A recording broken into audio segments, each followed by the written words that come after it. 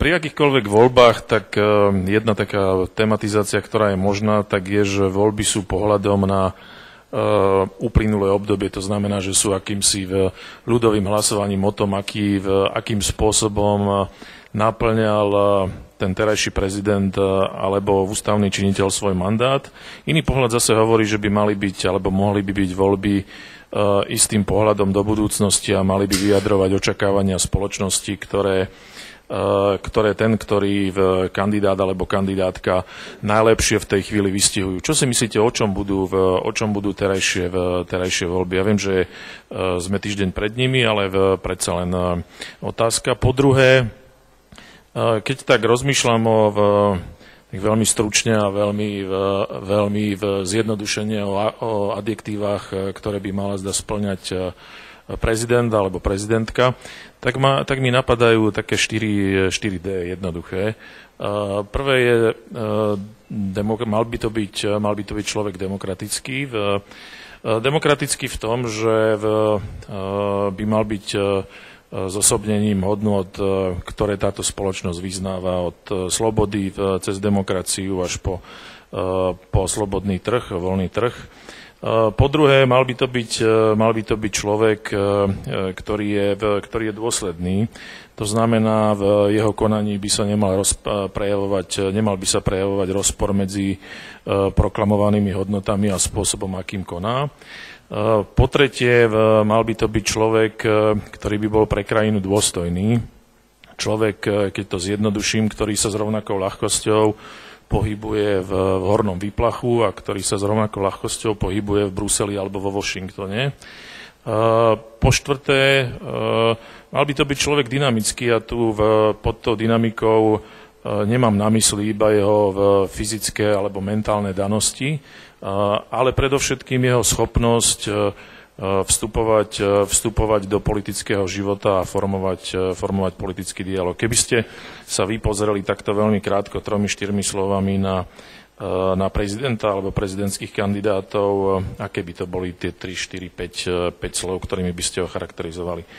A tretia vec, prezidentskému úradu alebo tej prezidentúre samotnej v zahraničí, ale aj na Slovensku si myslím, že by mala byť vlastná taká istá ritualizácia v tom dobrom slova zmysle, alebo keď to poviem možno tak vznešenejšie, inštitucionalizácia. To znamená, že keď sa prezident zapája do politického dialogu alebo do tvorby politického života, tak od neho očakávame istú vážnosť. V Amerike napríklad tá vážnosť vyplýva z toho, že tá krajina vie, že v istom čase prezident pravidelne vystupuje s veľmi závažnými správami o stave spoločnosti. U nás proste takáto inštitucionalizácia sa dá zvládnuť za niekoľko hodín, kedy prezident oznámi, že vystúpi v parlamente a človek od toho očakáva, povedal by som, takmer vyhlásenie vojny. Pretože tej nástojčivosti zrejme proste by mal zodpovedať aj istý obsah. Ako ďaleko sme v tejto inštitucionalizácii a čo si spoločnosť žiada od prezidenta? Ako by mal konať? Ďakujem pekne. Ja osobne si myslím, že tie voľby sú predovšetkým v tejto chvíli nejakým testom slovenskej spoločnosti.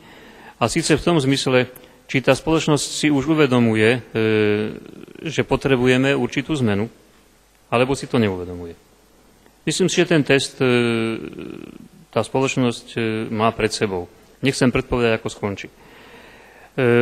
A myslím si, že vy, čo ste vymenovali tie 4 body, celkom určite ja by som možno ešte doplnil o 2 veci, ktoré s tým korešpondujú, že predovšetkým Slovensko by malo mať dôstojného prezidenta, pretože to je reprezentant štátu. A mal by mať aktívneho, vy ste hovorili dynamického, pretože toto sa mi zdá, že toto na Slovensku momentálne chýba. Čo viac sa premietne do rozhodovania voličov, či hodnotenie minulosti alebo predstavy o budúcnosti, ja neviem.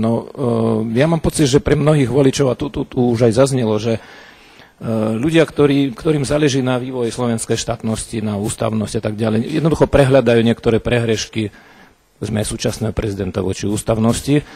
Ja si osobne myslím, že on vo svojej terajšej funkcii menej poškodil krajinu, než vtedy, keď bol predsedom parlamentu. A aj vďaka tomu, že politici, alebo dá sa povedať, že aj verejnosť, voči ktorej vtedy ako súčasť vtedajšieho vládneho bloku vystupoval, po roku 1998 vytvorili také podmienky, že už nemohol napáchať podobné škody, aké napáchal v rokoch 1994-1998.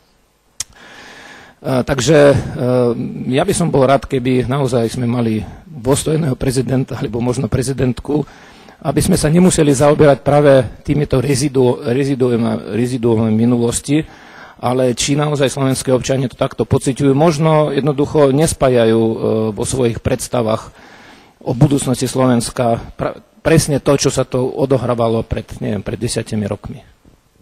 No, pre mňa budú naozaj tieto voľby, ako som už povedala úplne na úvod, tiež testom. Myslím si, že táto spoločnosť je ešte stále hlboko rozdelená v hodnotách, ktoré vyznáva a v tom, akú spoločnosť si pre seba predstavuje. A myslím si, že tí dvaja najvýraznejší kandidáti, o ktorých podľa môjho názoru ten zápas v konečnom dôsledku bude, tak reprezentujú tento rozkol v spoločnosti.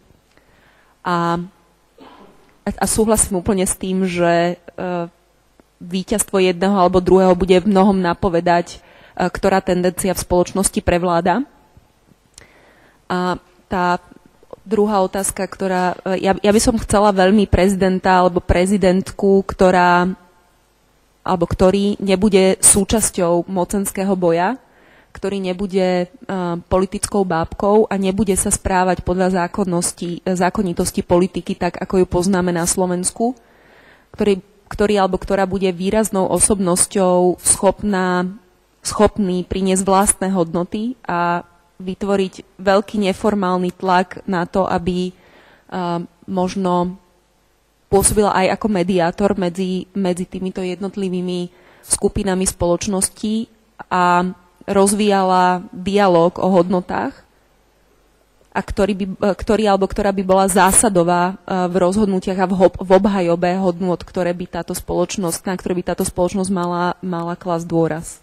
Milan sa podľa mňa veľmi dobre opýtal, že či tieto voľby skôr budú rozhodovať o tom, že sa pozrú na to, ako ten doterajší prezident obstál vo svojej funkcii, alebo či sa budú skôr pozerať, ako ten budúci prezident obstojí tvárou v tvár výzvam budúcnosti. A netrúfam si v tejto chvíli povedať, že čo na Slovensku väčšmi rozhodne. Myslím si, že v dôsledku toho, že bolo málo, a nie je tá kampaň, bolo málo diskusí. Čo mne najviac chýba, sú napríklad diskusie, súboje medzi týmito kandidátmi. To znamená, ľudia nemajú kde a kedy si to overiť. Naozaj ten život je tak ťažký, že času je strašne málo, aby sa k tomu dostali. Tak toto práve najväčšmi chýba.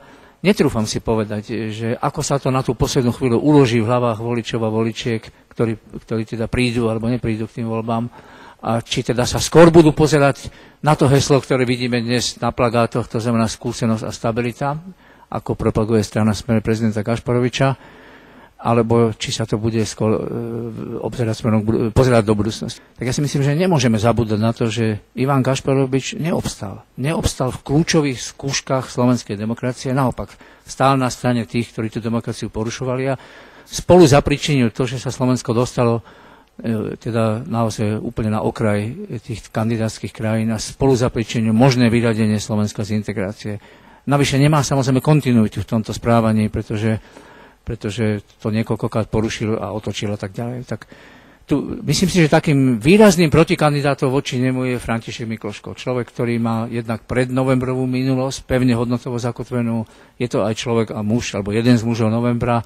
A potom je to aj človek, ktorý tu bol 20 rokov prítomný. V tomto zmysle slova domnievam sa veľmi výrazne stojí proti súčasnému prezidentovi. A ak sa na to pozeráme, ktorý kandidát alebo kandidátka by mohol otvoriť cestu Slovenska k nejakej, hľadám teraz správne adjektívum, proste k čo najlepšej budúcnosti, poviem to veľmi jednoducho. Tak v tomto prípade si myslím, že keď si to všetko zrátame, tak to naozaj teda z tohto hľadiska je teda Iveta Radičová, keď sa pozrieme do budúcnosti, pri všetkej úcte aj k Františkovi Mikloškovi a pri zohľadnení toho, čo povedal Gríša, že prezident Gašparovič uškodil menej za toto obdobie, ako uškodil, keď bol predsedom parlamentu. Tak takto sa na to pozeral.